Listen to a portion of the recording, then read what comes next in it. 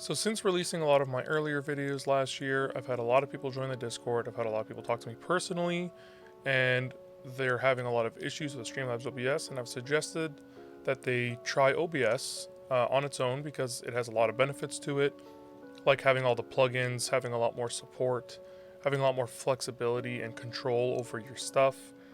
And I feel like it's a more useful program across, a whole bunch of use cases.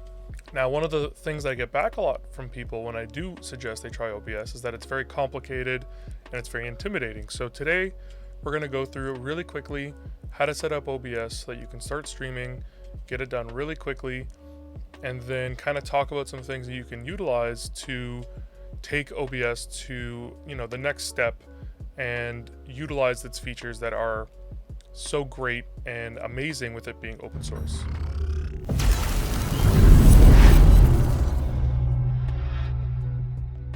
Hey, what's up everybody, Caddac here, and today, like I mentioned, we're going to go over OBS. We're going to go through it really quickly, how to get it set up. We're not going to go into the settings in too much detail, but if you do have any questions or things that you'd like clarified, feel free to leave those in the comment section below. If you end up finding this video helpful, I'd really appreciate it if you like and subscribed, and let's just hop right into it. So first things first is you're going to want to launch OBS as an admin. OBS does a lot of changes. It gets a lot more priority by Windows when it's launched as an admin. So if you're ever running into issues, it's always suggested you launch as admin anyways. So I suggest you try to do so. So the way you can make it so that OBS always runs as admin is actually open up the file location, right click on it, go to properties, go to compatibility, and then you can make it so that this program will always run as administrator. So that's the best way to do so. And this makes sure that it always runs as admin. So when you launch it, it's going to ask you, do you want to allow this app to make changes? This is how you know it's running at administrator mode. So I definitely suggest you do that. It helps alleviate a lot of issues and things will run better in the long run. So as you can see here, I already have some stuff set up that I was using for another video, but we want to start from a blank slate so we can all go through it together. If you're in the same situation, just go ahead, go to profile, let's create a new profile. We'll call this video demo. And we're gonna make it so that it starts the audio configuration wizard, just so I can quickly show you how that works. If you don't want to use that, you can go ahead and uncheck that now. But this will just go and bring you into the auto config wizard, which is really helpful, especially people who are intimidated by OBS. And you can basically say how you're gonna be using it. So we're gonna optimize it for streaming, for example. We're going to have our base canvas as 1920 by 1080, and we're going to do 60 FPS straight. Our service is Twitch. I highly suggest that you link and connect the Twitch account so you actually log into Twitch through OBS. This gives you a few more options and a few things that are really great. You can use your stream key, but then you don't get access to a lot of the docs that are awesome when you do log in through Twitch. So once you do that, you can have these checked. It'll do a bandwidth test, so you can go ahead and do that. Very simple. It'll do some weird things with OBS, but it is just going to test your maximum bandwidth. If you want, you can go ahead and watch the video where I talk about bandwidth, resolutions, and all that kind of stuff. I'll link that in the video description below. But this is where that's going to become a little bit more important.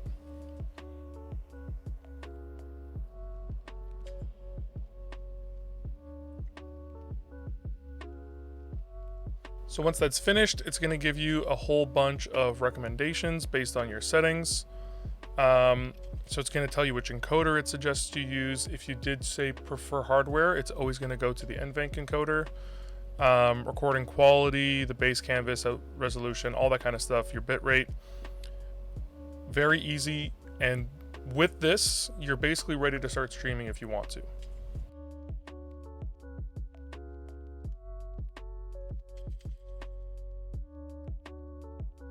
Also, if you log in through Twitch, you're going to get one of the docs that it's going to launch by default, which is your chat. You can go ahead and nest that somewhere on your OBS if you want. So let's go ahead and nest that here. We'll make it smaller. We'll grab our stream information. We'll nest that over here, and we're good to go. Now let's quickly go through the settings and see which things you may want to change. And if you don't go through the auto configuration wizard, which ones you're going to want to make sure that you pay attention to. So I'm just going to go ahead and turn off studio mode. I'm also going to create a new collection. Let's just call this vid, just so we don't have a video playing in the background. And now everything is truly a blank slate. So we're gonna go into settings. In the general settings, most of these things can be left for default. If you want, change the snap sensitivity so that it changes how sensitive the snapping is when you're dragging things around to attaching to the wall or attaching to other items, other sources and stuff. You can change that here, but most of this can be left as default. Under the stream, if you did it through Twitch and you logged in, you're all good to go. If you do it through YouTube or Facebook and all those, you can use the stream key. If you ever plan on testing your bandwidth, which I do suggest you do before you stream for the first time, you can enable bandwidth test mode. And what that does on Twitch is it allows you to stream to the Twitch inspector, so you don't go live on your actual channel, and you can test how stable your internet connection is and how stable your stream is using the Twitch inspector website. These Twitch add-ons are really great if you end up using them, like Better Twitch TV and Franker's Faces, which I have talked about before. But if you don't use them, you can go ahead and just put none. So on the output page, it's going to default to simple mode. I do highly suggest you change it to advanced mode. This gives you a few more options. So now the encoder for streaming got defaulted to x264, which is using the CPU. And if you have a NVENC enabled GPU, so the RTX series 20 or later, or any of the GTX cards that have the newer NVENC cores, like the 1650 Super, 1660 Super, and I think the TIs of those two as well. You can use NVENC, which will use the cores on your GPU without pulling away resources from your CPU, and it'll help with performance issues. Now, if you are going to use x264, very fast is going to be the default, and I highly suggest that you use very fast unless you have a separate streaming PC. The quality isn't going to be incredible, but it's going to be very good for what you need it to be. If you're using NVENC, I highly suggest you just leave it on the quality preset and the profile high.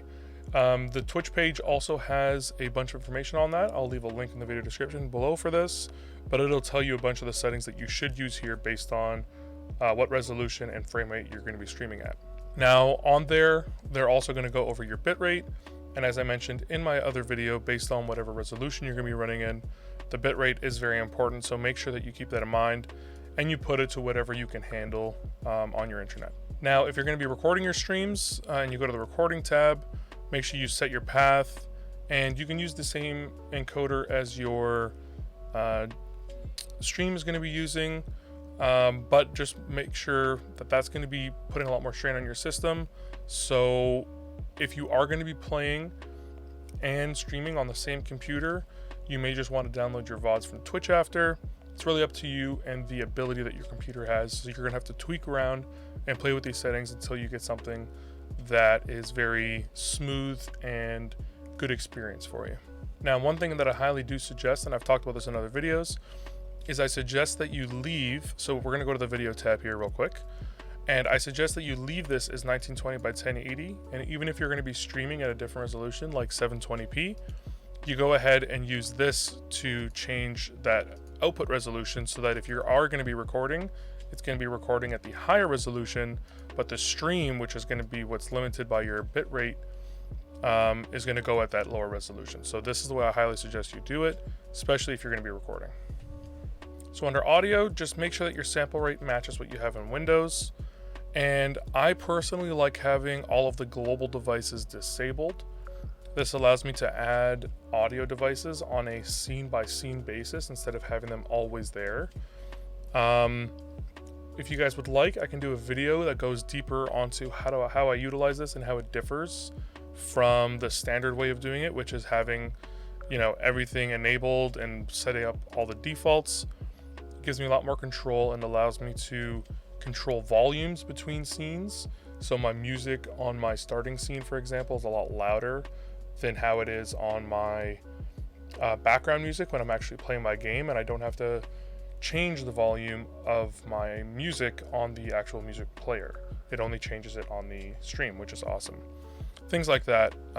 This is the way I like having it set up, but by default, you can set these to whatever audio devices you're using. Hotkeys are great if you want to use a lot of them. They're really helpful. I highly suggest that you have one for things like the transition, screenshotting your output, and maybe even your stream starting or stream stopping. But you can go ahead. There's going to be tons of hotkeys here. The more scenes and the more sources you add, it's going to add hotkeys along for those as well. So keep that in mind. And then under the advanced, most of these things can be left for default, but you can go through these settings and take a look at them. So like naming the file names a little bit differently and whatnot, you can choose to do those if you want. So that's it. It is a little more complicated, but it's very simple. Once you go through it step by step, it becomes a lot easier. The next steps for you would be looking at plugins, looking at maybe stingers transitions, going through the cam improvements that I went over in a previous video, and also going over the way you can utilize docks, which I also went over in a previous video, and I find that that really helps with the power using of OBS, but it's only useful, the docks are only really useful if you have OBS on a separate screen all the time. If you have a single monitor setup, it's not as useful, but docks can be a really great way to get a lot of information at once without having to have a browser window open, for example. I hope you found this video helpful, and if you did, I'd really appreciate it if you liked, subscribed. If you have any questions, comments, or feedback, feel free to leave those in the comment section below. I try to read them and reply to all of them as quickly as possible. As always, I stream on Twitch from Friday until Tuesday. Come check me out and say hello. If you have any questions or comments, you're more than welcome to ask me there, and I will try to answer them as quickly as I can. Thanks again for watching the end of the video. Stay safe out there, and I'll see you next Friday.